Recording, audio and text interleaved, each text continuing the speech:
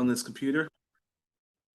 All right, here we go. Okay, well, hello everyone. Welcome to another edition of One Plus One, your place for inconvenient truth-telling and myth-busting. And on this edition of One Plus One, it's our all things Latin America. But I've been wanting to do a program on Brazil for a long time, so it's our all things Brazil edition. And who better to join us? We have Marialva Lima, an English teacher based in the state of Sao Paulo in Brazil, and she is our guest tonight to talk about the upcoming Brazilian election. The first round is taking place tomorrow, and she's our guest. So first of all, Marialva, welcome to One Plus One, and thank you for and thank you for joining me.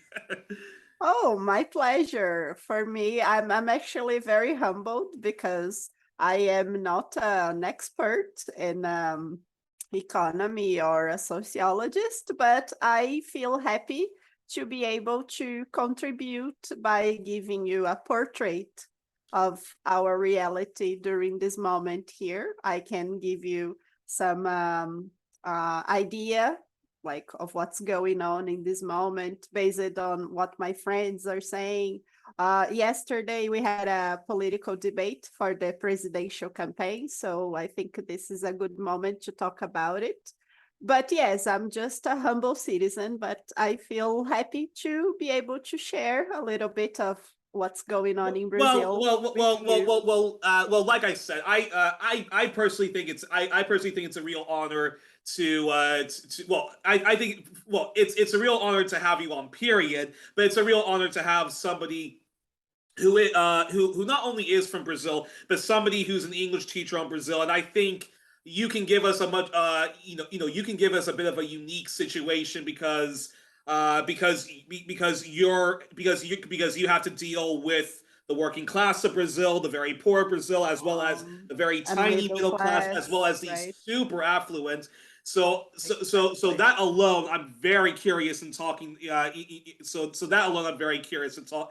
To talk to you, and of course, we're very much kindred spirits on Brazil and the whole global state of affairs. So thank you so much for Absolutely. coming on, and especially because I have been trying to invite on other journalists whose job it is to cover these sort of things, but they've not responded to my invitation. So it's a real honor to Yeah, have you that's a pity. Yes. on. So alrighty, let's get into it. So the first question I wanted to ask you is, can you tell an international audience who is sitting on the edge of their seat regarding the Brazilian general election, what is the mood like right now, the atmosphere? And when you talk to people in your community, what is it that they're expressing, and who exactly are they expressing that they're going to vote for? I'm very curious about that, because outside everybody's saying, "Oh, Lula's going to win hands down. Lula's going to wipe the floor with Bolsonaro." Well, yeah. So yeah. Answer that first question. Answer that first question. Of course, of course.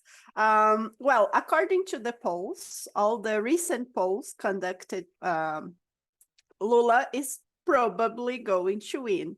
And according to the polls, even it could be even in the first round, because according to the polls, he's got like some of them say like 47, some of them say 50, and some of them say 54.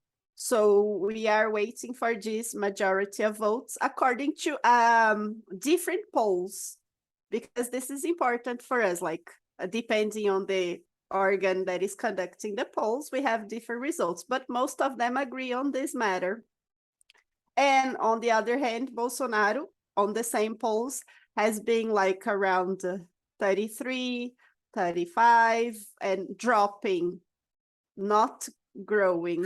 So the support is not increasing according to the polls. Okay. So people feel more optimistic with Lula winning on the in the first ballot, Yeah. not because they love Lula, but because they hate Bolsonaro. This is Yeah. important because there is a part of the Brazilian population that absolutely adores Lula, and Yes. there is a part of the Brazilian population that absolutely worships Bolsonaro. This is a reality here. We have had lots of unfortunate incidents, like, for example, in the beginning of the year, a man was murdered while celebrating his birthday in a state in the south. He was in his house and he was celebrating his birthday, and the theme was Lula. And Wow. the left and the other person entered his house, shooting at him and his family, murdered him, and he was a Bolsonaro supporter. So we have had this. There was like another incident of stabbing in another state. Wow. And in many situations, for example, my friends, because I am a leftist, Yeah. and my friends tell me, oh, on the voting day on Sunday, don't go anywhere wearing red, for example. And I think this is the level, just to give you an idea of how things are heated here, right, in this aspect. But over the past few months, especially like 2-3 months, many celebrities have started supporting Lula, not because they love or they are supporters, but because Bolsonaro has been mentioning things like a coup d'etat, or he's not going to make an easy, smooth transition. Yeah. And I think 2 months ago, there was a serious incident. A judge from the Supreme Court ordered the federal police to go to some business man house to gather information because they were being suspected of, I don't know, plotting something like the January 6th in the United Wow. States. So this is like serious. So people are probably going to vote for Lula to avoid that, not because people are happy. And in the other elections, for example, at 2004 and the other ones that Lula won, people were really happy. They supported him, like, but now, no, it's not a matter of they are voting for Lula because they love him. They are voting for Lula because they can't stand Bolsonaro anymore, right? That's how things are here, basically. Unbelievable. That, but that's, but you know, but that is very scary. That Brazilian society has gone to a point where just because your neighbor happens to support a specific candidate, and one that happens to be the former president of Brazil, that somebody else, just because they support the opposite candidate, the ruling party, he feels comfortable enough, or he feels so much hatred that he could actually go into the person's house and murder them and try to murder the other the other people in the place. We are on the verge of civilization here. Like, what's going on here? Like, you know, I mean that is so scary. sad. I So feel has sad. but has it gotten to a point where even when people are just hanging out at a bar or at a cafe or anywhere, people just get into spontaneous fights when they talk about all things Lula, all things Bolsonaro, that it's gotten to a point where like people can't Well, even have like rational discussions anymore about the state of affairs. to give you an idea, like Brazilians, we are usually, most of us as a society, we are very friendly and easygoing people. We go to bars, even when we disagree. It's always carnival here most of the time. Yeah. And we are not, we don't get into conflicts up front. So it's more subtle, but sometimes it gets violent. So for example, some things that are indeed common. If you are going to protest, for example, maybe you shouldn't wear red or something like this, because maybe people, but it doesn't mean it's going to happen. It's just that we don't feel very comfortable with that. Okay, this is one aspect. But for example, here, like my parents are very talkative and they are leftist. Yeah. And they love talking about, I don't talk so much when I go around. I try to keep it to myself, but my parents, they can't control their, they need to tell people, Yeah.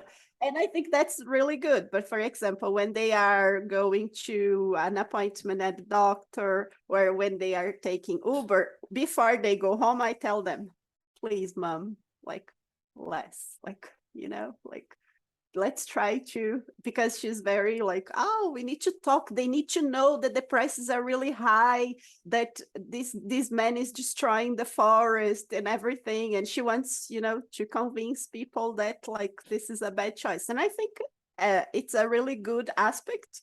I was raised in this family, so I think we should voice our opinion. But at the same time, I am a little bit reluctant because I never know who they are going to meet on the way. But it's not Exactly. It's not so hard on a daily basis, but it's more be cautious, because you don't know exactly the kind of people you're going to meet. Wow. But sometimes we hear on the news people fighting at bars and these kind of things.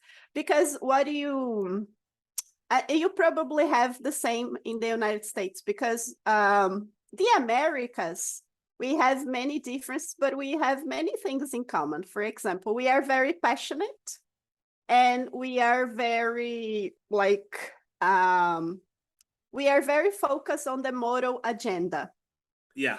When we think about politics, we don't think, okay, so let me analyze the proposal of this candidate, because, well, let's see where they stand on education. What kind of bills have they passed on this and that?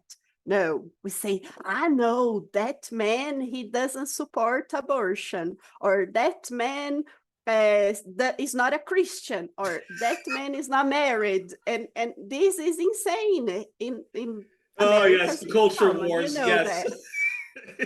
It's insanity, right? Because it's not a soccer game. Well, It's politics. It's crazy. in fact, not only that, I think, I think it's kind of, yes, you're completely right in your analysis, and I think, when I analyze Latin American politics, and I say, which are the countries which unfortunately are sort of the most Americanized, or the ones that are very, very similar Brazil, for sure. to the United States. Mexico definitely, Brazil definitely, Colombia definitely, and Definitely. then to an extent, Chilean culture, but more on the unjust socioeconomic aspects, not so much on the the whole liberal versus conservative, Marxist versus far right, and stuff like that. And No. and in We Brazil, talk about Marx. They have no idea. Most people have never even heard of the guy. yeah, exactly, and and in Brazil, one of the things which is so similar to the United States is, of course, the really grotesque gap between the very rich and the very poor, and a very, very tiny middle class, but a middle class which can easily be persuaded to vote for somebody who has either a center left program, or somebody who has a very grotesque right wing agenda, like like a Bolsonaro. And it's bad enough that Brazil has a lot of colonial hangovers from Portugal, like with Catholicism. So that's, of course, where queer phobia and sometimes misogyny and stuff like that comes from.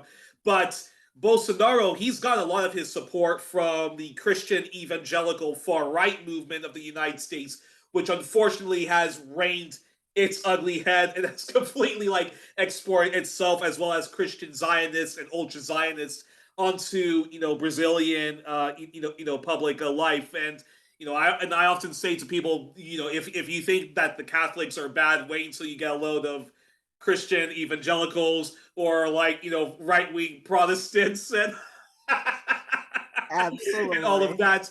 And then between that, the whole prison industrial complex, the fact that like black people overrepresent the prison system, the caste system in which indigenous peoples are like the Dalits, they are simply like the untouchables. They're treated the worst, but they're very much invisible people. That plus the very brutal drug war. That's where like Brazil, Mexico, and Colombia are almost a carbon copy of the United States, maybe slightly well, it's not a matter of who's worse or who's bad, It's but that's very just complex yeah. in terms of comparison, but as you mentioned, the indigenous population, I think there are some things that are interesting for us to note on this. This year, I was reading an article. You have probably heard about the journalist and the indigenous who were murdered Yes. in an operation. Sad, horrible, outrageous. I can't find adjectives to describe that event. I feel repulsed by that. But then during the investigations, I was reading an article. I can send you this article later, but Yeah. it was saying that basically what happened there is like you have the illegal fishing of pirarucu. Pirarucu is a very large native fish and commonly sold at five stars hotel, like rich people eat pirarucu. That's Yeah. the idea. And illegal fishing, but also illegal mining, right? And the thing that I thought was interesting from this article was saying that most of the illegal gold that is mined from indigenous territories in Brazil and the whole Amazon, who benefits from that, right? This is important. Google, Microsoft, all the large corporations. Wow. So I think that when we talk about this, because there was in the article, they mentioned that there was an Italian company that was in this scandal. And the main clients of this Italian company were like Google, Microsoft. We are talking like cell phone companies. Okay, so I think that for us to understand South America or Africa or Asia, we must not forget colonialism, imperialism, because otherwise we are saying, okay, so Brazil is the way it is because it is Brazil. Mexico, no, we are all suffering from more or less the same problems. And when we talk about large corporations benefiting from this destruction, because it's very easy for them to post like nice things and say, yes, we at Google are really eco-friendly. We are campaigning in favor of the Amazon. Very nice. But what kinds of products are you getting from that destruction? Because we are not saying that people are destroying the Amazon because they are evil. They are destroying it because they are benefiting, profiting from that destruction.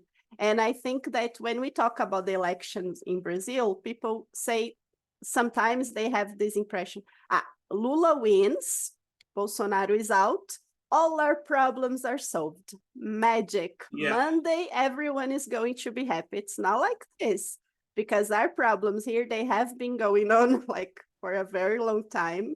And when we talk about the Amazon, agribusiness, mining, fishing, these kind of things, we are talking about large corporation interests. It's not like one president that is going to solve our problems. So I think...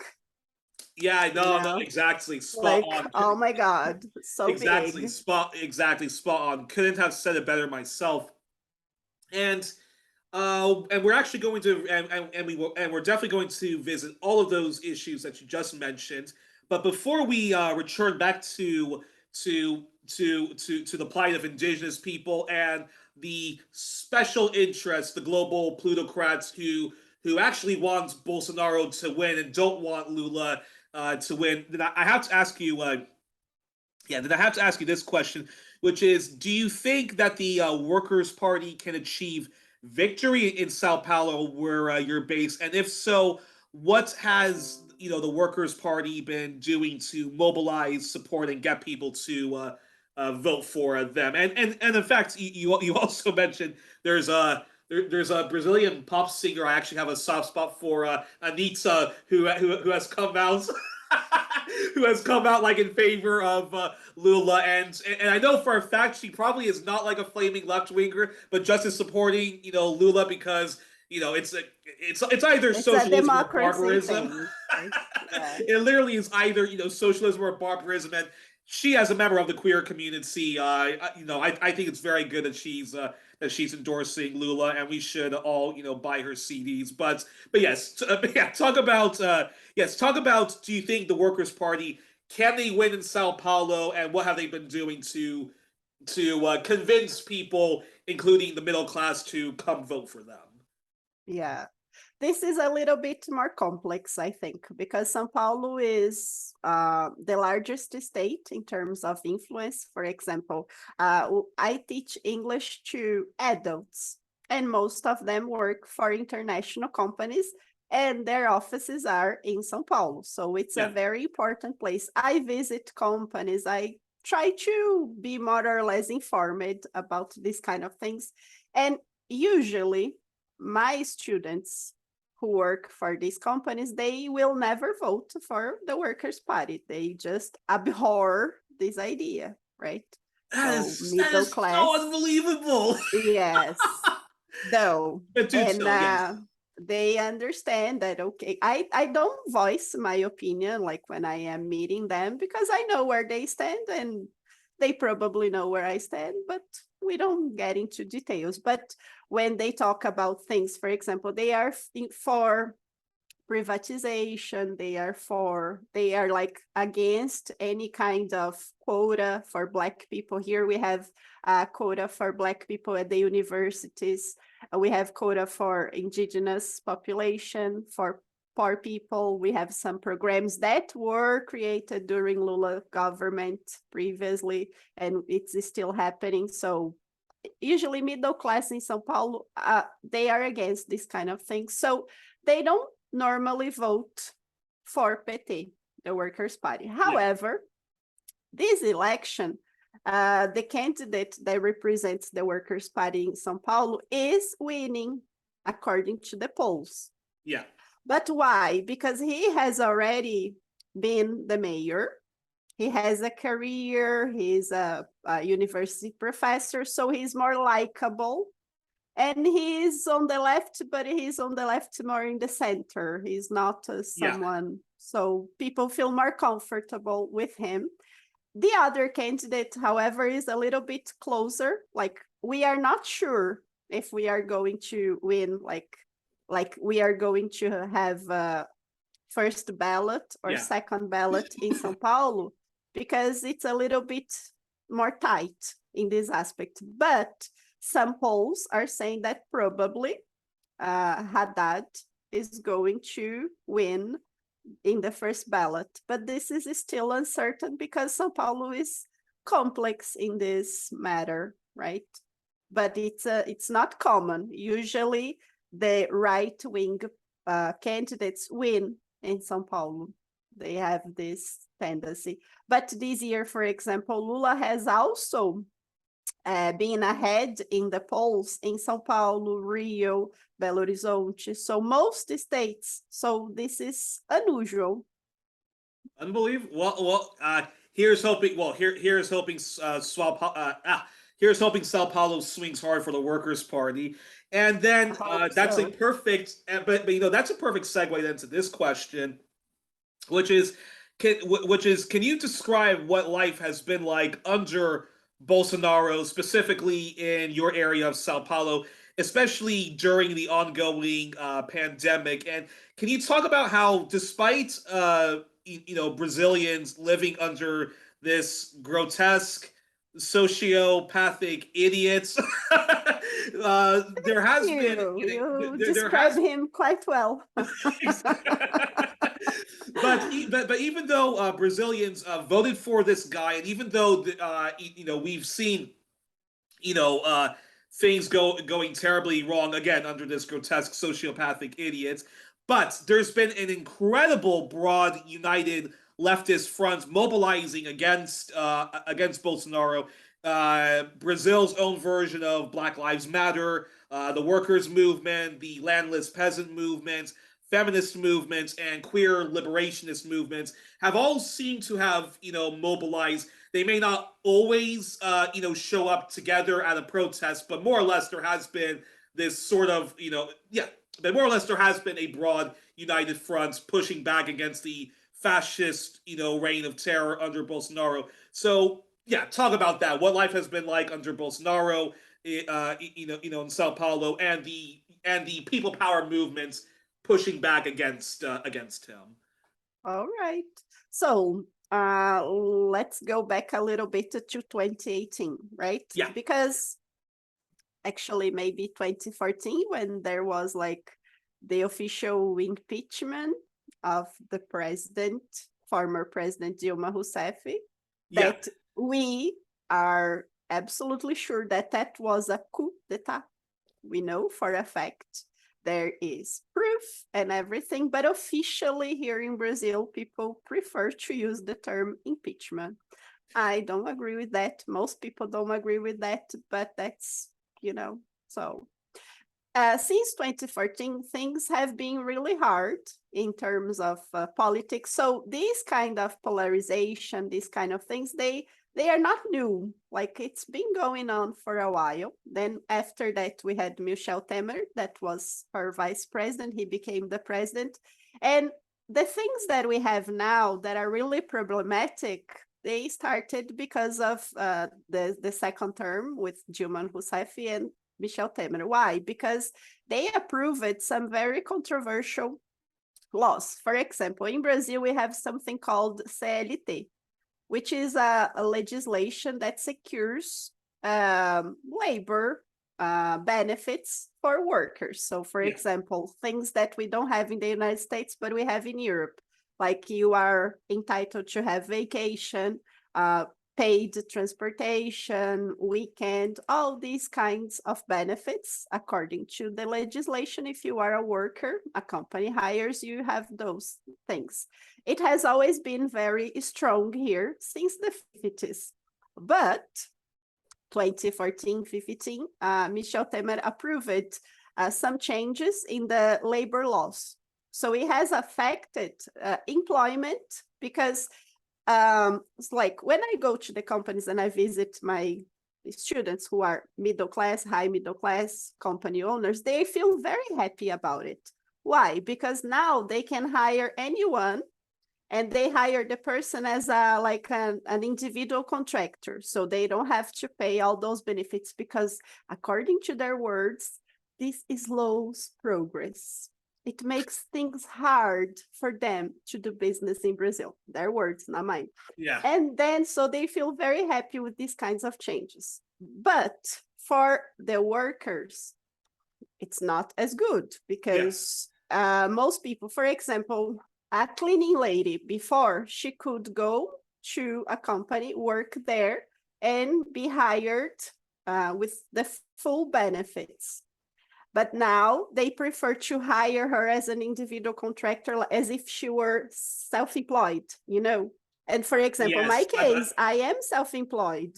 So if I get sick or anything, it's all on me, just like in the United States. So this has affected and impacted us right now. Okay, then 2018, Bolsonaro won the elections. And it was traumatizing for most of us because there were lots of protests. So it wasn't for the lack of protests that he won. But why did he win? And this is important for us to understand why he won. Otherwise, we are like cursing the man as if he were like an anomaly. He is an anomaly in many aspects, but it's easy to explain rationally what occurred that caused him to happen. Like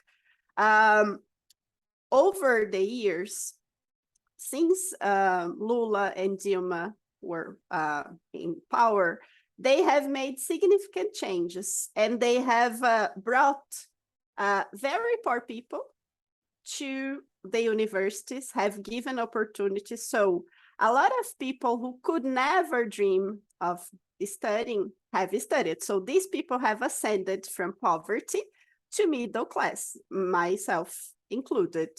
And what happens when you are, I'm going to quote Paulo Freire, the dream of the oppressed is to become the oppressor when education is not liberating. And so it has happened to us. It hasn't happened to me and my friends because we have had a different kind of education. But most of these young people who have ascended to middle class, they haven't had this clarity that, okay, this is not a coincidence. There were some measures that have taken you there. So when these people grew up, they became Bolsonaro supporters because they were like, I worked very hard, so meritocracy works, you know, and these kind of things. And also the morality of the Christians that you mentioned. Yeah. Because here the neo-Pentecostal churches, they have gained a lot of strength over the years. So for example, I am an atheist, but I don't tell most people I meet I'm an atheist because people think how like you are a godless person. How can you know it's difficult. So yes. But I'm telling you this because I think it's important for us to know why Bolsonaro has so many supporters. And during the government of Lula and Dilma, there was a lot of incentive funding, really sponsoring like theater, cinema, all kinds of more progressist programs. And what Bolsonaro supporters believe is that these kind of things are wrong because they are promoting in their words, communism and anarchy and disrespect for culture and modesty and this do they say terms like like cultural Marxism? They're against cultural Marxism and just like the United States, they have the same marketeer. Christ. We have the same problem. Oh right? my gosh, that Jordan It's the same Peterson school. BS. So that's what we have been enduring. So Bolsonaro has lost strength because of the pandemic. So now about the pandemic, 2020, 2020 have hit us really hard. 700,000 people have died, and it's a lot of people. Wow. And it's not just like numbers, like all of us lost family members, right? I was lucky that my parents didn't get sick because I work from home and my parents are retired and my sister studies from home as well. So we are protected and we could stay home, but this was a privilege because most people just continued working and they lost many family members. So during the pandemic, it was very clear that he was not capable of being a president, basically. But there is another aspect. Why do middle class people support him? Because of his not vice minister, his economy minister. Because according to them, the economy minister has been doing a good job, they say.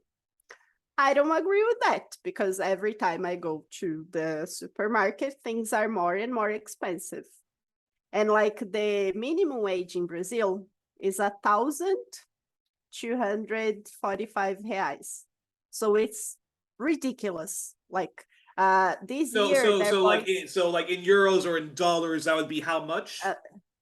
Yeah, I don't know. Let's do the math. Let me see. here, just to give you an idea, right? Yeah.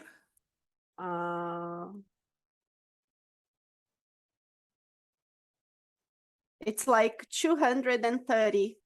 $230. Ooh, yeah. Yeah, for Yeah, a month. yeah, exactly. Yeah, That's it's nothing, right? yeah, definitely not enough to live on, not enough No, to starve on, no, but but yeah, absolutely. it's a very precarious state. Exactly. And there is something that we call cesta básica, which is like the the staple food that a person needs to survive. And then they have this to base what a person needs to survive a month.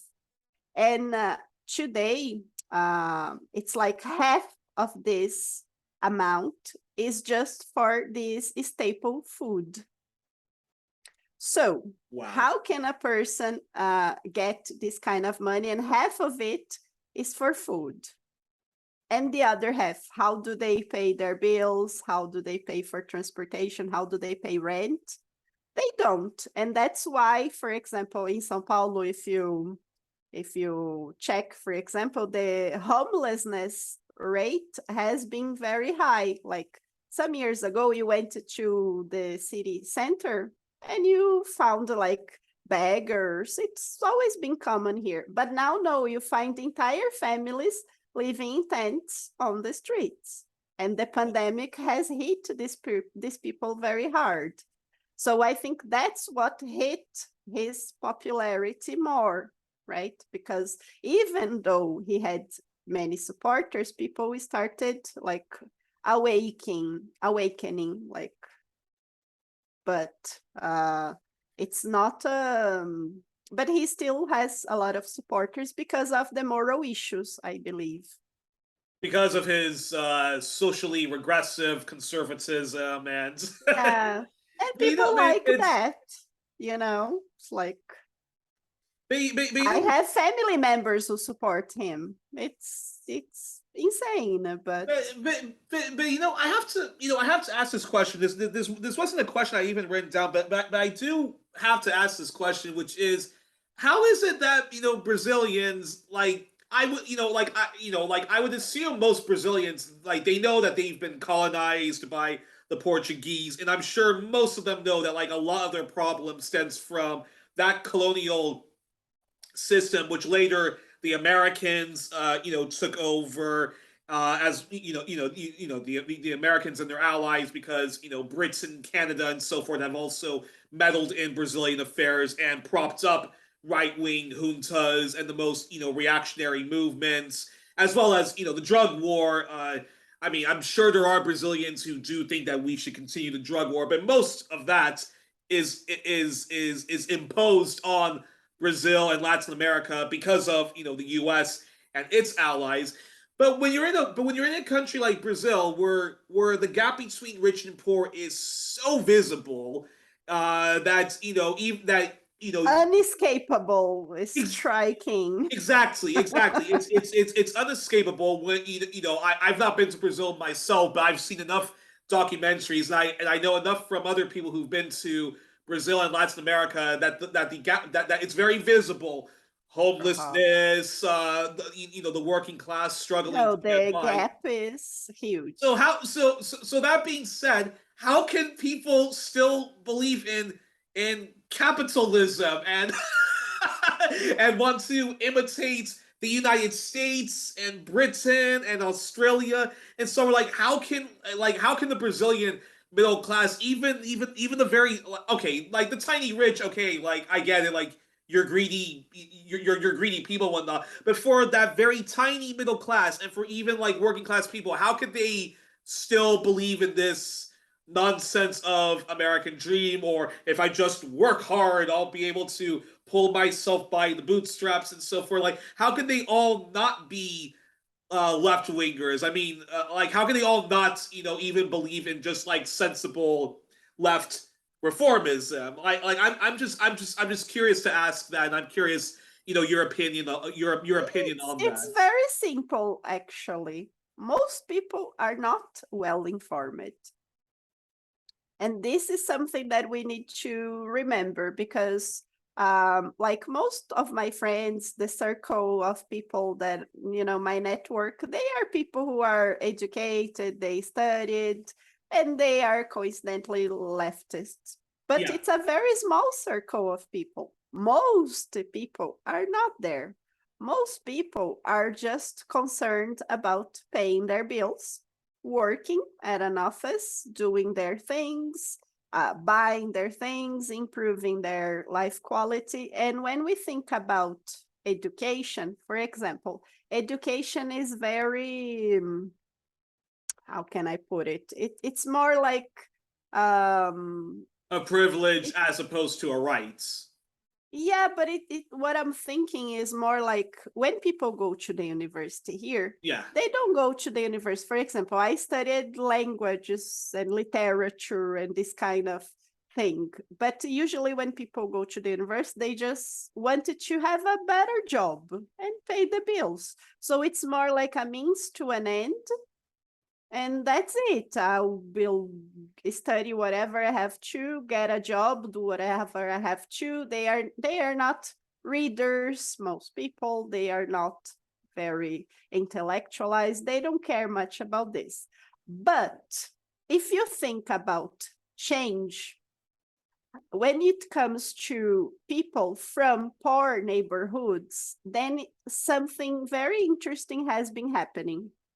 Like I follow some people who do work in poor communities, and these people are more awake than um the middle class. For example, they don't support either, but they feel the problems hitting them harder, so they are more like rebelling and doing protests, and mothers who know that they can't feed their kids anymore and pay the bills. So I think that from poor communities, poor neighborhoods, we can see that this has been changing, and I believe that's something that I personally hope it will happen Yeah. soon. Probably in like 10 years, we are going to have some other kind of wave, or because there is this like it's brewing, with these communities. And that's why they want to vote for Lula, because they can't take it anymore. They need to find a job. They don't care if the company is destroying the forest. They don't even know where the forest is, basically. But they know that they can't feed their kids, they can't pay the bills, they don't have a job. That's what matters. And that's why Bolsonaro won, because he talks about jobs. For Uh-huh. example, during the pandemic, he didn't want to shut down the stores, the business, because he said, no, but it's bad for jobs. People are going to lose jobs. And in the beginning, people supported him. But after they saw people dying, really, then they started believing that it was a bad choice. But when you talk about jobs, you hit where people care. That's what people care. They care about feeding their families and paying their bills. It doesn't matter really who is going to win, as long as things get better, the prices are lower, and they have jobs. That's it. But how? But then how do you explain? Because because the Cold War only officially ended in the 1990s, and Brazil Yes. throughout much of that time was ruled by a right wing junta, a far right Uh, military we've dictatorship. been under dictatorship until 1988. Yes, Yes, officially. exactly. So how do you explain people who they must have known so many people who either disappeared or were in jailed and of course were tortured and brutalized, others who had to flee the country. Like there is a point where so many of your of your rock stars like Gal Gilberto uh and all those Caetano guys had to flee. Veloso, yes, exactly. Exactly. So many of them had to flee, had to even flee the country. And yet I remember watching, that brilliant documentary, The Edge of Democracy, where you had people fighting, in the streets, and you had some people who were saying like horrendous shit, like it was better under the dictatorship. We should be bringing the dictatorship back. To which I thought, you cannot possibly be that serious. Like, this guy must have known such and such a person who was brutalized by the dictatorship. So I'm curious, like, how do you explain, that, messed up, line of thinking? But this is again, it's because people have short memory, people are not well informed, and people believe just now. It's very difficult for people in general to grasp history. So, for example, why do I know dictatorship? Because my parents have always been more progressist and they have been through this. But for example, I had an ex-boyfriend with and his parents were the same age as mine. They lived in the same city and they didn't see it happen. Why? Because they were more protected. So they thought that it I'm not a bad person, I'm not a criminal, so I'm not going to be arrested, because they had a different reality. So I think that in many cases, people still think, okay, why are you afraid of the police? If you are afraid of the police, it's because you are a criminal. But and this is insane because I was born in Belo Horizonte. Yeah. And Belo Horizonte is the capital of Minas Gerais, another large state, especially they have a lot of ore. We export ore, and most Yes. of the ore comes from Minas. And when I was a child, I lived in a poor neighborhood. And I remember one of the most violent events in my childhood. I was like in my house, and I saw like two kids. They were like teenagers. They were fighting. I don't know what happened. They were poor. And a police guy shot one of them on the back of the head. I was a kid. I was probably like 8. And I saw that. I witnessed the murder. And then I was like, I couldn't understand. So I started screaming. My parents came and then everyone gathered around. But this is like common in many places here. Yeah. But it was the first time in my life, I was just a kid, that I thought, but they didn't do anything. Why did the policeman shot them? Like, I Yeah. couldn't understand. But when I see back, like they were two black kids fighting on the street in a poor neighborhood. Of course, the policeman shot them. So I think it was the first time in my life that me, as a white person, understood more or less what racism and violence against black people really means. Because as I am not a black person, my parents never mentioned it to me. But then I started like, but why? It doesn't make sense. And then as you grow and you start observing these kind of things, then you're like, but why? There is no why.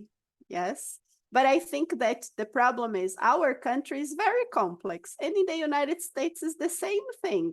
Yeah. We cannot expect people to be like awakened because it is like a movement. It is in progress. And I think when I think back, from the 80s until now, for example, when I talk to kids who are like 13, 14, I have some students who are teenagers, they're very intelligent and very open-minded.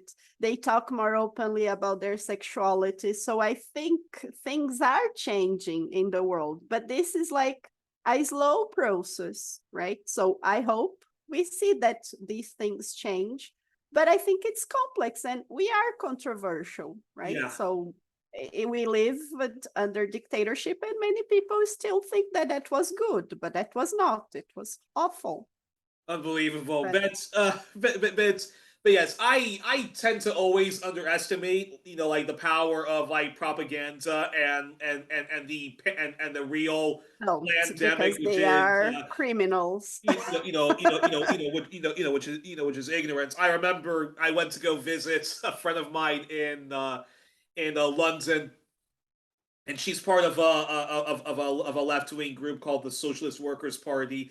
And so I went to one of their meetings to talk where they were talking about climate change, and afterwards we went to the local pub in Islington and North, and had a a very good chat with some of the younger people, because I was very curious, the young people, their opinions on the state of affairs and whatnot. And we were talking about the Black Lives Matter movement in Britain and the British Empire, and I asked them, what did the school teach them about anti-black racism and the history of like the Black Power movement, Black Lives Matter in in Britain. And they said to me, "Oh, we didn't learn about any of that. We didn't learn about any of that. We didn't learn about like the British Empire." And I thought to myself, "Whoa, wait a minute. Wait a minute. What do you mean you never learned about like the British Empire? You never learned about settler colonialism in Ireland and like British colonialism in in like Australia, New Zealand, and the United States, and in Jamaica and in Africa, and how brutal it all was." And they're like, no, we didn't learn about that. We learned about Henry VIII. We learned about the Tudors. We learned about World War II, because that's the war that we look good in because of Churchill, and we beat Nazism. And I was just shocked by that. But again, it just goes to show you the power of propaganda, and just how never underestimate just how ignorant people are, and that yes, like us, we of course we know like our history, like we read stuff like Brazil Wire, Black Agenda Reports, and all these other left outlets. But so many people just they read corporate media, they read center rights to far right media, and then very boring centrist media, which again tends to lean more towards the center right. So it should come as no surprise when people think Jeremy Corbyn is an anti-Semitic, Marxist, or that Lula himself is a flaming left winger, to which even the best members of the Workers' Party know that, like, no, he's center left. We're trying to push him left, but he is, but but he is center left. But that still baffles the mind that a country that went through something as brutal as a right wing dictatorship, that you can still have people who it's as if they never lived through, yeah, like you said, what you lived through, right?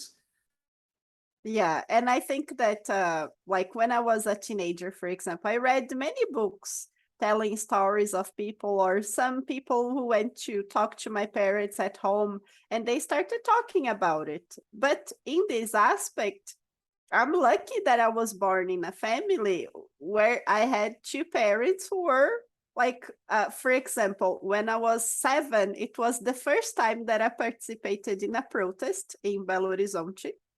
And I remember the feeling of doing something that really mattered, because there was a factory that I think they specialized in oils, and they were polluting the river. So the whole city got together with the priests, because my parents are Catholic, and they got together, they called the media, and they closed down the factory, and the river was, not polluted with the oil again. So it was like I had a very good education in terms of this. My parents taught me that, yes, you can change things if you get together, you protest, and you demand change. But I think that it's not for everyone. Like, uh, people are just busy working. So I Wow. think our education is not liberating in many aspects, right? Unbelievable. But then that being said, talk to us about talk to us about the very broad people power movement in Brazil that's been pushing back against Bolsonaro, from Black Lives Matter to the workers' movement to the MST, the Landless Peasant movement, or Landless Workers movement, and as well as the feminist movement and queer liberation movement. Talk to us about how that movement has been mobilizing and even uniting at times against the reign of terror that is Bolsonaro. Yes, here we have most people who participate in this protest. They are part of a party, a political party called PSOL, and they are the Socialist Party. So they are usually ahead of this. But we have also some small groups. And I think during the pandemic, people felt that they needed to take matters in their own hands. So something that has been going on in Sao Paulo that is really interesting. There are some artists, musicians that are vegan, for example, and they have got together, like making food donations for people. For example, I like heavy metal. When I go to concerts, they usually say you pay the ticket, or like the full price ticket, or you get a little discount if you give like 1 kilo of non-perishable, like. And then this has been very common, and people feel like they are doing their part. So I think this is an interesting movement because it's natural. It's not like people are not doing that because they belong to a party or another. They have been doing that because they feel that they can improve things. Maybe you are not going to cure the evil of the world, and you're not going to stop starvation. But if you feed a person who is hungry today, that matters a lot to that person. So in Sao Paulo, we have had many movements like this happening, and I think it's beautiful, especially musicians doing that. But in terms of feminism, and they are usually like or PSOL or PT or PCdoB, which is a little bit more on the communist. But they are more like, they get together on for the protest and these kind of things. But usually when things like, for example, during the pandemic at the end of 2020, that people felt that they could go to the streets at the end of the year for a brief period. And then some soccer teams also went there, but the government was still like, because the government in Sao Paulo, in other places as well, but as I live here, the repression is very strong. Uh-huh. So when we go to protests, the police in Sao Paulo is they are not nice people. Yes, So they have exactly, like exactly. rubber Heavily, bullets. yeah. They have gas, like tear gas, rubber bullets. Like many reporters have already lost their sight and this kind of thing. So the police repression in the state of Sao Paulo is very aggressive. So usually the protests, they happen on a specific day that is determined by the government. Like they go with a petition, they say, okay, on Sunday, blah, blah, blah, they are going to protest, usually on Paulista Avenue. I personally think that if you have a time and a date to protest, that's not freedom. Exactly. I tend to think that this is not a good thing, but most of the time people feel happy with that, because I think that a protest to make a difference should erupt everywhere Needs and exactly should needs to be disrupt needs to be naturally and spontaneous. spontaneously. But when people protest here, they say it's Sunday at 12 o'clock on Paulista Avenue. And I'm like, is it a date then? Like, I am a little bit anarchist on this aspect. I want things to go to hell and blow off. Like, Yeah. so I am a little bit, reluctant to participate in these things because I think that this is not natural. But I understand why it happens, because the police is very aggressive on their repression. Exactly. That's crazy. And when we talk about the people power movements, can you share actually, going back to the Native Lives Matter movement, can you share where the Indigenous Lives Matter has fared in the popular resistance to Bolsonaro, and what has the Workers' Party of Lula vowed that they would do to address the grievances of indigenous Brazilians, because like you because I like what you said at the beginning of this interview. You mentioned that at this point, people are just voting for the Workers' Party as a protest vote against Bolsonaro. So if middle class people are voting for Lula, it has nothing to do whether they really are supporters of his agenda or they're leftists. It's just that like we cannot tolerate anymore this crazy, disgusting waste of space and oxygen and miserable son of a bitch that is Bolsonaro.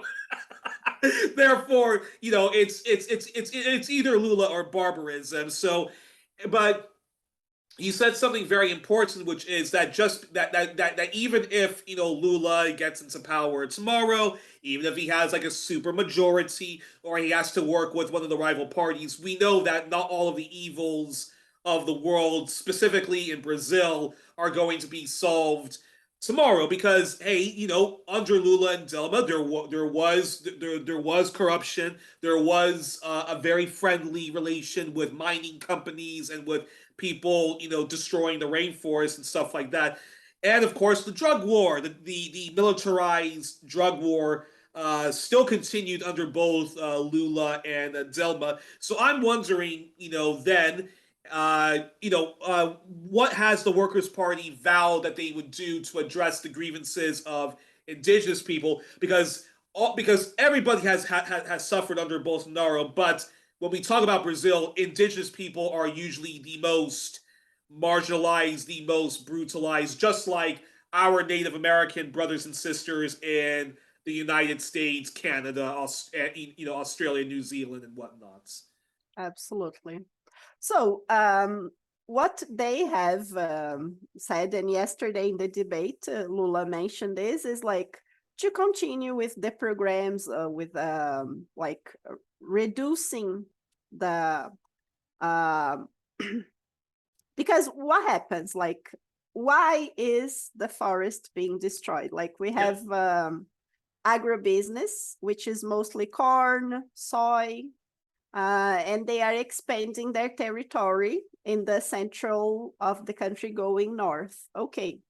But there is also the meat industry, right? So according to him, he's going to like stop this expansion of territories and give like more funding, like supporting from the government to this agribusiness so that they can produce the same but not expanding. So it's a very liberal approach to this. Like he's not going to solve anything, he's just going to keep the peace there, more or less. But something that has been happening over the years in Brazil is the indigenous population have found a way to fight back.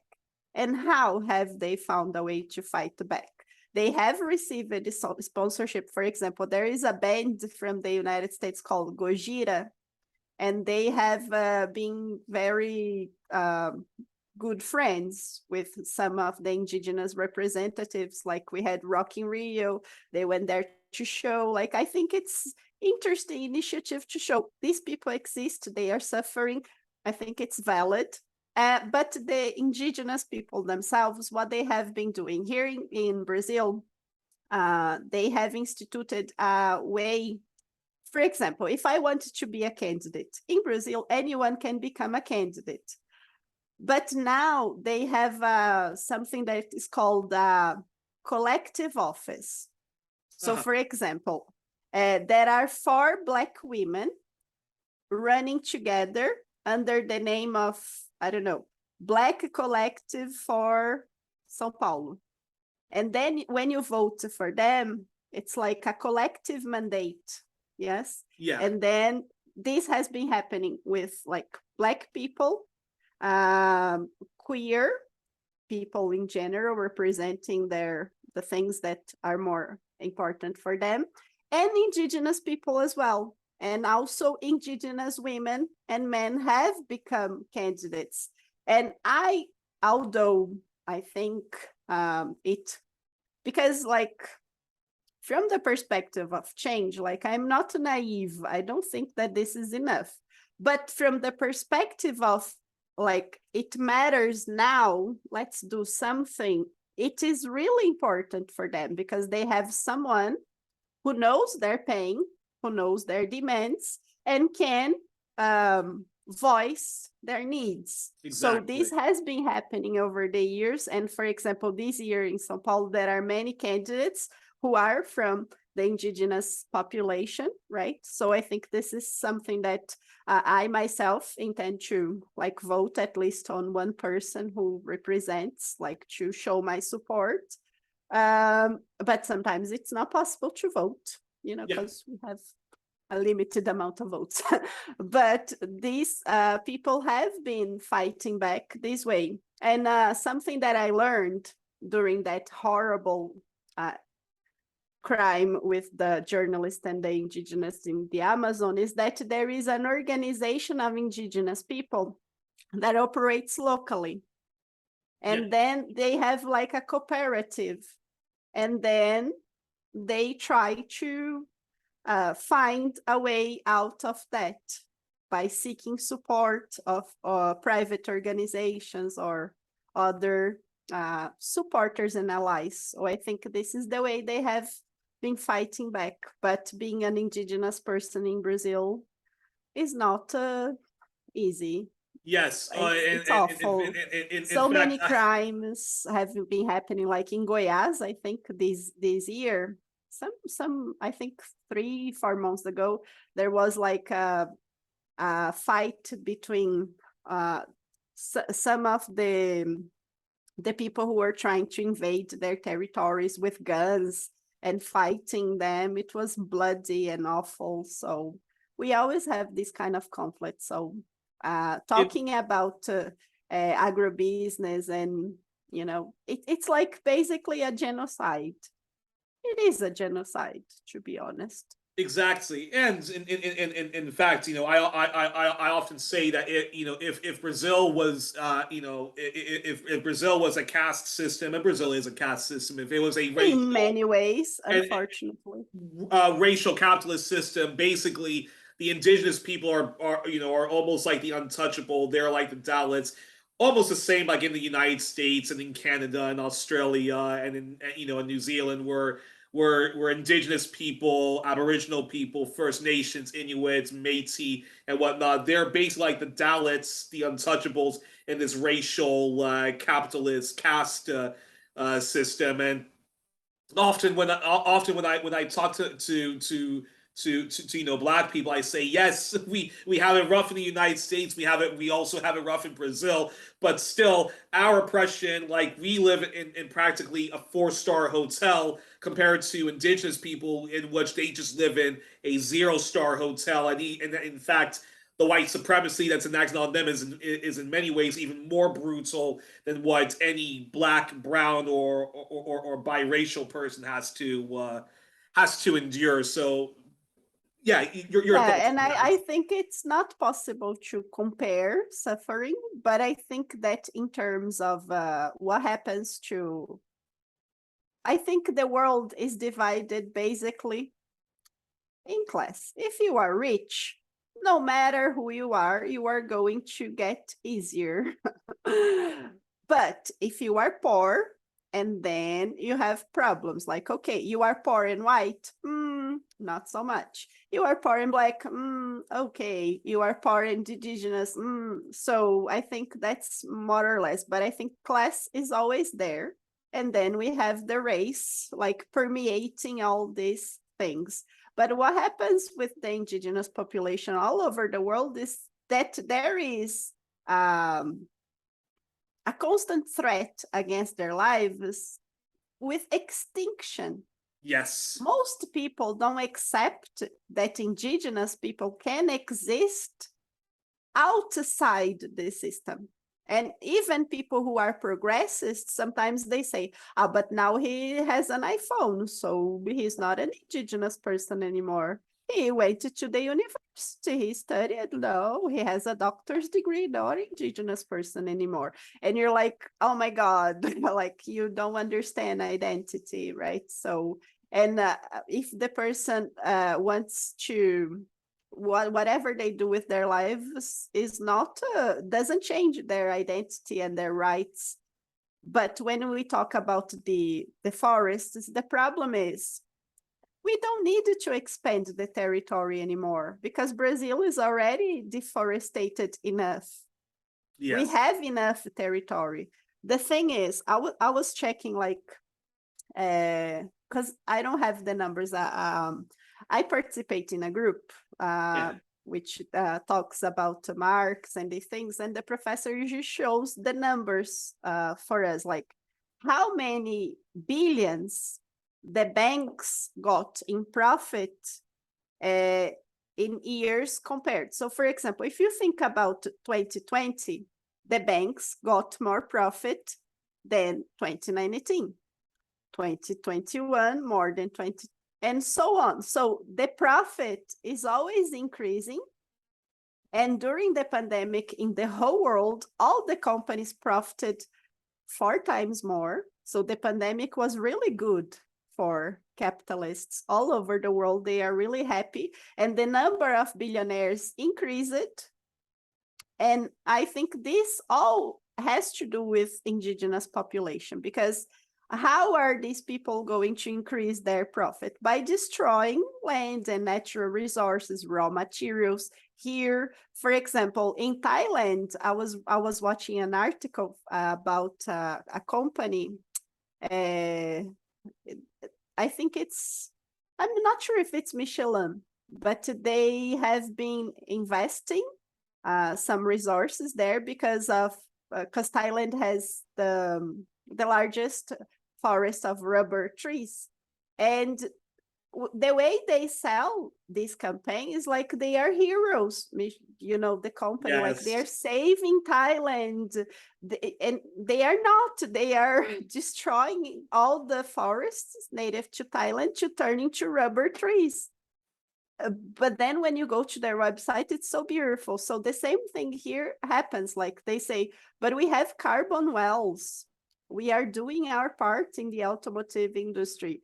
We have planted trees. They have planted eucalyptus. Like horrible. They are destroying natural land to plant eucalyptus. And then not only that, you also have the issue with greenwashing. So a lot of green technology, renewable energy also also is made in a very, very anti-ecological way. So therefore indigenous people, their whole livelihood, their lands is still going to be under threats, even if we do usher in this green revolution. Absolutely. Unless we change our ways, right? Exactly. Unless we become more aware, stop buying clothes, stop our consumption. And I think over the past few years that there have been like some movements like, slow fashion, right? Buy less, like capsule wardrobe, like reduce your wardrobe. So I think this is very interesting, because if you stop to think about where do everything that we consume come from? Because I can't make my own clothes. I can't make my headphone. I can't make anything that I use. So maybe we should reduce, like maybe just an idea. But that's a whole other topic where we have to really rebel against the whole capitalist system. I think we are way past that. I want to rebel. Exactly. It's long. I try to rebel every day. Exactly. That we have to abolish this sociopathic system of like endless profits, endless consumption and whatnot. And the indigenous people, I think, because we are in the periphery, like South America, the African continent. If you think about many countries in Asia, we are in the periphery of the system. So everything that happens politically here is not just like an incident or an isolated event. It's all part of this whole situation, this whole system, right? And that exactly, and that's a perfect segue into this question, which is Now, I think nobody is under the illusions that if Lula wins and if he's allowed to win, that all of the problems of Brazil, including the world, are going to be solved within the nanosecond, or with how many terms he gets elected and whatnot. But this really is a choice where it is between socialism or barbarism. It is between, do you want a person that knows basic manners, or do you want to continue to be or do you want to continue the grotesque indecency of a Bolsonaro. But Exactly. The but choice I've is been but I've been told by my friend Saheli Chowdhury of Orinoco Tribune. She's been on the program many times, and she was saying to me, and of course I know that half of the police and half of the army, in fact half of right wingers who are in power in Brazil, actually don't support Bolsonaro, and they actually do not want Bolsonaro to win. But if Bolsonaro is able to stage a successful coup, Saheli and other people were telling me that it'll be because the U.S., the U.K., Canada, and far right forces outside of Brazil, mostly based in the United States, they want Bolsonaro to win. So I want you to respond to that, but also respond to this. Now, Lula, yes, he's center left, but he's no Chavez. He's not Vladimir Lenin. He's not Evo Morales. He's not even Fidel Castro. And given that Lula was also quite business friendly, he got along well with the United States and Britain, and in Australia. So why would the imperialists, why would the global plutocrats want so badly to not have Lula return to power and to have this sociopath Bolsonaro to, win, even if that means they themselves get involved and prop him up? Well, I tend to base my opinions on things that I observe. And for me, it sounds more like a speculation because, I don't think that honestly, Bolsonaro and Lula, in terms of politics or international politics, it varies so much because when it comes to economic decisions, historically, we have pretty much done the same. So I think that this sounds a little bit like strange to me, like that some forces are behind this kind of things. I personally don't believe that because I think that today, of course, we have had history with coup financed by the United States. We are aware of that. But this moment in history, I tend to disagree with that idea because economically speaking, it doesn't change much, either of them. What's going to happen in terms of companies and privatization, these kind of things? Not very different. Like the thing is, Lula has a more diplomatic approach. He's more knowledgeable. He can talk to anyone. He will go, I don't know, if he has to, when you put him in a room with Vladimir Putin, he's going to shake his hand and say, come on, bro, give me a hug, try to be diplomatic with the guy. I mean, Yeah. who would do that? Nobody, but Lula would. He's the kind of person who is like, he has a more conciliating nature. So people tend to prefer him, like in a more international scenario, because Bolsonaro has been completely inept in that. He can't even talk in his own language, and he is unable to utter any kind of conciliation. The man is incapable. Okay. But in terms of economy, we are a little bit better in some aspects, a little bit the same, a little bit worse So I don't agree with that assessment. In terms of the thing that you mentioned, the second part, I'm sorry, I didn't catch that because you mentioned. The fact of the matter is, Lula, and I'm not criticizing Lula when I say that he's not,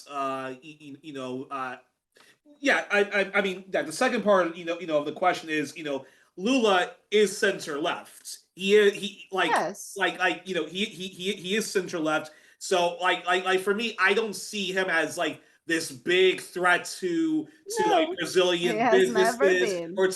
or to multinational companies. Unlike say Fidel Castro, Evo Morales, or Hugo Chavez, who did like confront the one percenters, head on, force them to nationalize, force them to pay more taxes, and Yeah, and stuff like that. not he doesn't have So that. therefore, if it is true that the U.S., Britain, and Canada are working behind the scenes to prop up Bolsonaro because they can't trust Lula, uh, I don't, yeah, I personally disagree with that assessment entirely because Lula is on a personal quest. He was unjustly persecuted, condemned, he served sentence in prison for a year, and the man is innocent. He has never been found guilty of anything. But people, if you walk on the streets here, people say that he's a thief. And then when you ask, okay, so what did he steal from you? Like, where is the thing? Because the guy lives in the same apartment he has always lived. He doesn't have anything in his banking account. Like, it is not true, honestly. But then people created this idea, and because of propaganda, that he's a thief. And so yeah, he's on a personal quest to prove them wrong. So he's going to rise end his political career on top as the president who fought against his enemy and won. That is his personal quest. So he is not interested in creating conflicts. He's interested in creating jobs. That's yeah. these are his words. So he is not a threat to anyone because when you create jobs, you need to give incentive, fiscal incentive to companies. So that's good for the companies too. So I don't agree with that assessment. Okay, well, I hope I'm proved wrong. I hope I'm proved wrong. Please, please, please. I mean, exactly. Knock on wood, and yes, and I'm personally hoping for the following. I hope that I hope that the Biden administration, the Liz Truss administration, and Trudeau and his mining companies. I really hope that they let Lula win, that they don't intervene, because I know for a fact, Glenn Greenwald has mentioned, and I believe Brian Meir of Brazil Wire, they both mentioned that the right wingers in Brazil have what we call buyer's remorse when it comes to Bolsonaro. So they all got behind Bolsonaro, thinking, "Oh, this is going to be great."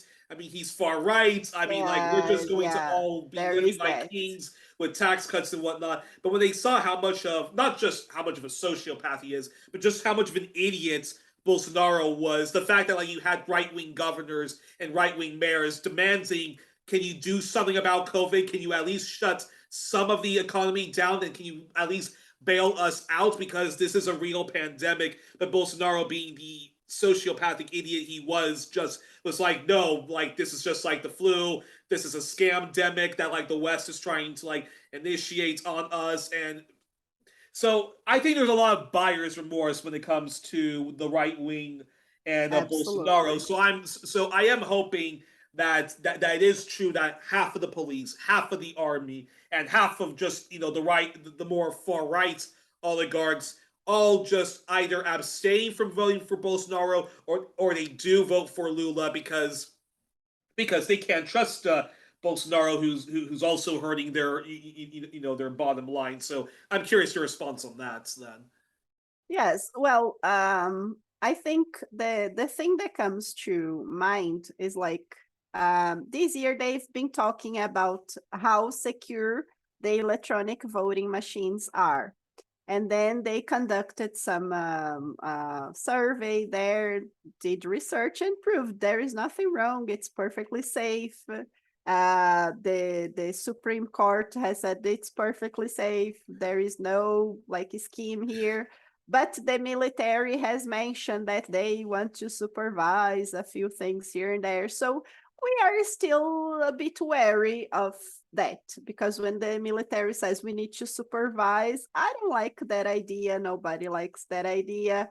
But I think we are not there yet. I think we are just weary, like, okay, let's see how it goes. But it's nothing like, it's not the way things are progressing. Yeah. So I don't think that but Noam Chomsky, Yes. I'm a huge fan of Noam Chomsky, and I His wife was, is his second wife is from Brazil, actually. oh, I didn't Yeah. know that. It's interesting.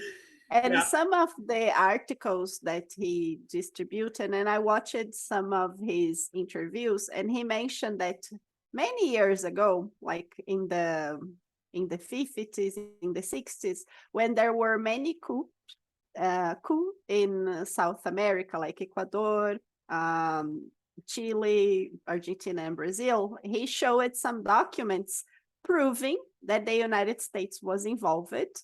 And something that he said that is like, it got to me. He Yes. in one of the documents was like, people in South America believe that they are entitled to rights, and we should change that.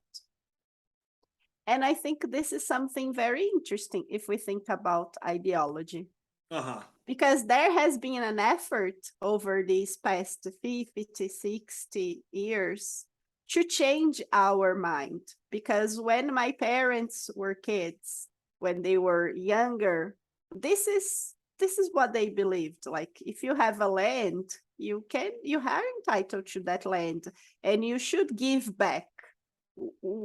People in South America have this, I think we got this from the indigenous people. Like, we are Yes. very nice people. We wanted to share, and sharing and these kind of things are bad for capitalism. Sharing for free just because we are nice people and we like to collaborate with our neighbors and friends. This is Yeah. very common. We have this culture here. If you visit, I think that's why people like South America, because we share.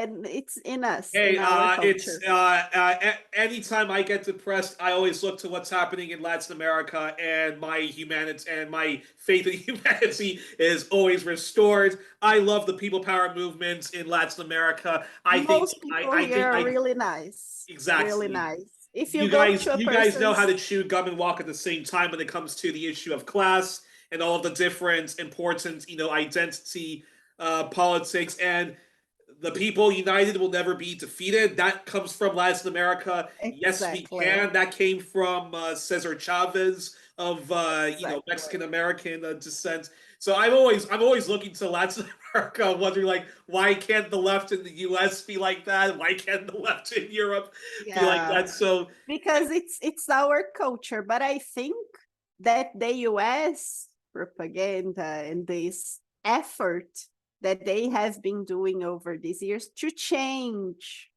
and in many aspects they could change. Because, for example, when they brought the neo-Pentecostal churches here, what is their motto?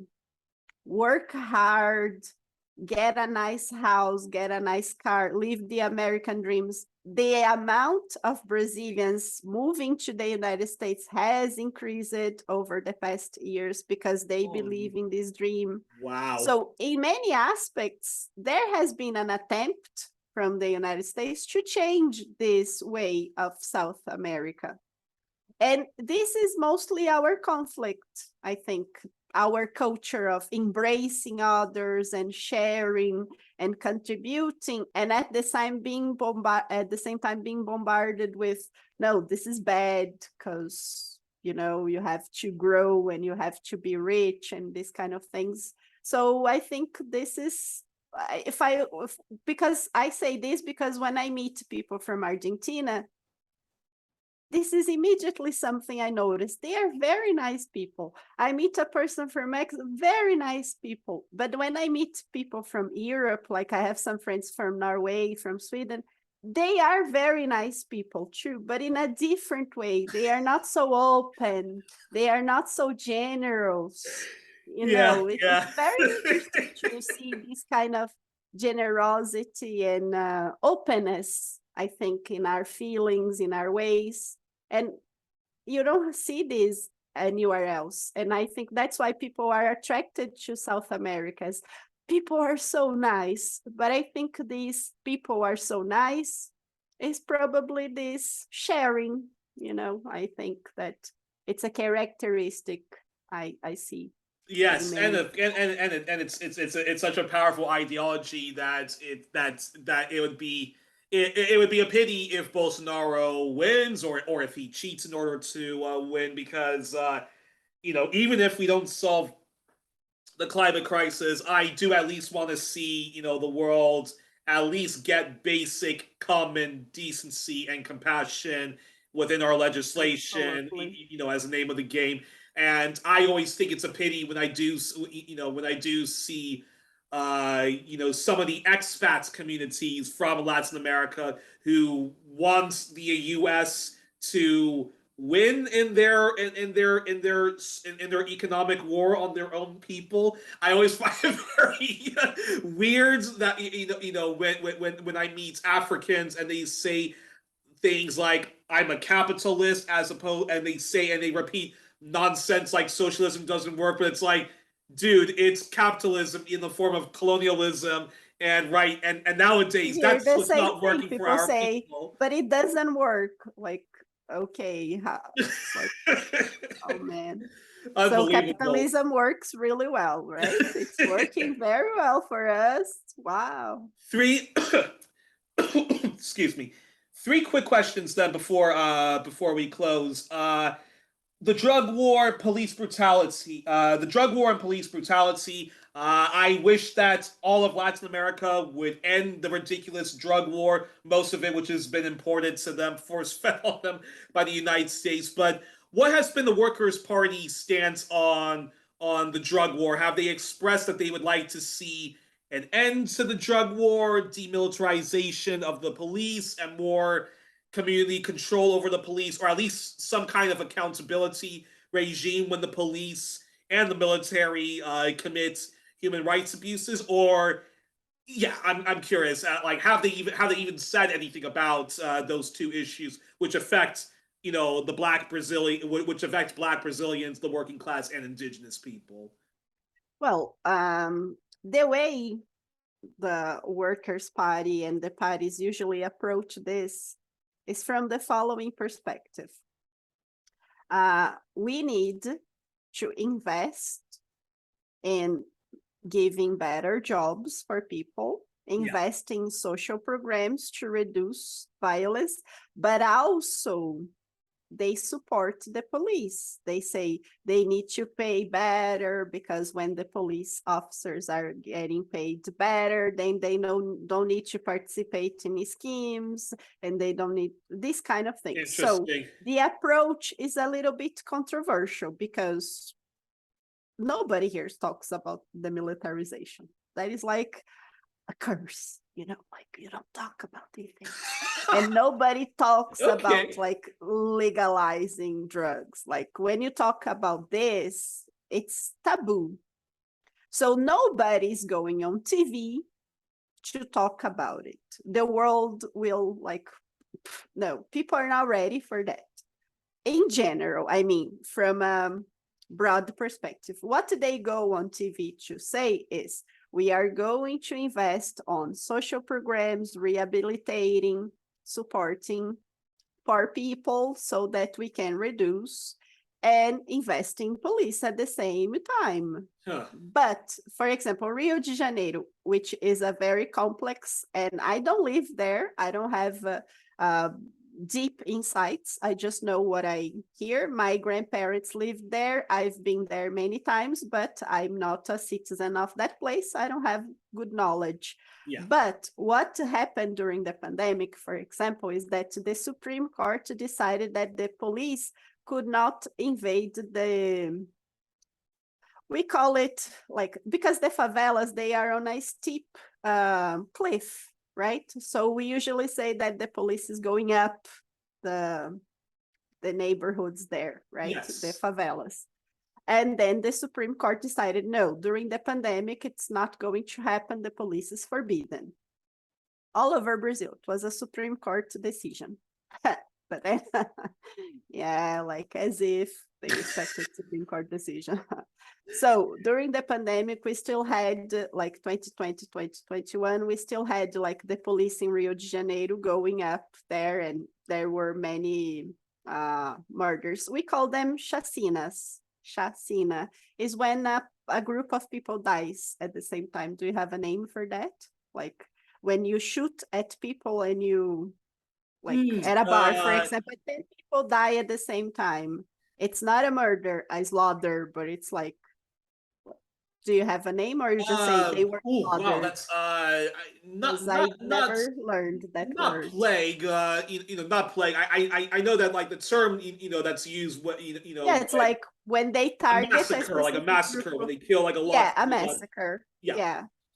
So here, when it's like 10 people, 20 people, so there's, and the police massacred many people, including children. So in Rio is very complex. The governors in Rio, they usually support the police. And it's difficult not to, because in Brazil, people are not prepared to have this conversation. They usually associate safety with more police. Even my father, sometimes my father says, oh, there are some guys selling pot here. Unbelievable. Oh my God, we need more police. And I say, calm down, Dad. It's not like, it's not how things work. We shouldn't have more police. But then, it's very complex. People don't understand this. They associate more police, more safety, less criminality. This is still like the way people think. But the candidates don't talk about these things. They just say supporting the police, reducing violence. When it comes to drug, what they say is like the Supreme Court has approved the use of medicinal marijuana. Because we have had many cases of kids who have had seizure, and it was proven that their condition improved by ingesting the medicine. So medicinal marijuana, in some cases, like they accept it. Oh, good but, to know. but if marijuana is still a taboo, like it's complex. It's like many people do it. Most people I know, to be honest, but they don't talk about it. You don't talk about it. It's like, and for example, other drugs like cocaine, it's very easy to access here anywhere, but people don't talk about it. So I think that this is a little bit controversial, very controversial, taboo even. So on TV, on the programs, they just say, we are going to increase the salary of the police officers, give them better conditions. We are going to implement programs to reduce violence and poverty. That's it. That's how far they go. Otherwise, you're too crazy, man. Demilitarization, legalization, crazy communism. No, this is like crazy. Wow, that's yeah. But yeah, I think you see, this is why I am socially liberal, because I think it just goes to show you that even like the best of the left have these very conservative, right? Exactly, because you can be left and conservative. I am left, but I am libertarian. Mostly, I am an anarchist in many aspects. But this is not common. I have a lot of friends who are left. They are very conservative. And I'm like, oh my God, person, are you sure you're on the left? Like, yeah. Wow, unbelievable. Yeah. But alrighty. But then I think in closing, let's hope. Hey, big day tomorrow. I really do hope many people take a No, leap of faith. Sunday, tomorrow, Saturday, Sunday. Exactly, Yes. and I really do hope that people make a leap of faith and vote for Lula. We're going to have you back on the program once the second round of elections takes place because I I hope really to want have to some good news. I am exactly, and usually not a person who is very optimistic in general. Like I am optimistic to a certain level, but I prefer to be more realistic. So, but people here, they are very optimistic. The atmosphere is of optimism to get rid of, Bolsonaro in the first ballot. and This let's is the feeling. and let's pray that God that happens, and we're gonna have you back on the program when that Please, happens. my pleasure. But before we close the program, it is time for the questionnaire. Oh It's my time for the goodness. question. It's time for the questionnaire. Done by Marcel Proust, later the French broadcaster Bernard Pivot, later my hero James Lipton of Inside the Actors Studio, and so it's your turn to do the questionnaire before I let you enjoy your weekend. So, Maia, let's so here goes. All right. So first off, what is your favorite words? Hope, Hope. Okay. What is your least favorite words? hate. What turns you on spiritually, emotionally, or creatively? I'm sorry, could you repeat that? What turns you on? Like, what inspires you, creatively, emotionally, or spiritually? Love, What turns you off then? hopelessness, Fantastic. And oh wait, one moment. What sound or noise do you love? noise.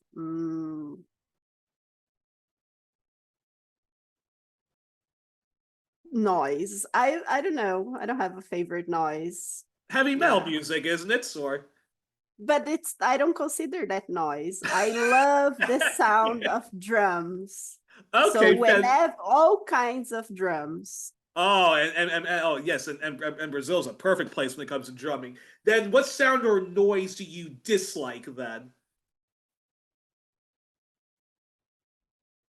Children crying. Okay, But crying pain, not crying, like yeah. crying pain, suffering. And then what is your favorite curse word? And it could be one that's Brazilian Portuguese. Can I say it? Yes. Go right ahead. Go right ahead. Caralho. That's what I say in Portuguese. Caralho. But so What let does me it mean teach you this actually? word. Caralho. What does it It's a mean? very bad word. It is like a huge cock. But it has different context. So, for example, your favorite soccer team won, and you're Yes. like super happy. You're like, caralho, wow, they won. This is happy, caralho. But if you are like very disappointed or angry, you can say, caralho, go to hell. Like there are different contexts to use, positive or negative. I So love it's more like an interjection. I love that. And then then following that, what profession, if you weren't an English teacher, what profession would you like? What profession would you like to do? When I was a kid, I used to draw, so I would probably be drawing and painting. Okay, and then what profession would you absolutely not want to do under any circumstances? Police officer, All right, and then the never. final one. If heaven exists, what would you like to hear God say when you arrive at the pearly gates? That's hard because I don't believe in God. But if he did exist, I Or would like him to it's say, he slash she for our it non-binary folks. was worth it. It was worth it. When I die, that's what I would like to hear. It was worth it. Alrighty. Well, we were joined on this edition of One Plus One our all things our all things Brazil edition, all things Latin America edition with Marialva Lima. Did I pronounce your name correctly? Marialva. Wait, okay, wait. Let me say that again. With Marialva. Marialva Lima. Okay, we were drawing this edition with Marialva Lima. Okay, you see, I'm gonna keep practicing that. It's because I'm so hyper right now that I'm just like not focusing on like how to pronounce it correctly. But we were joined on this edition with Marialva Lima, a fantastic English teacher based in Sao Paulo. She was our special Brazilian correspondent. And I'm looking forward to having you back on very soon when the second round of elections takes place. Do not be a stranger. And thank you so much for joining me today. It was a real honor to speak to you. Thank you. My pleasure.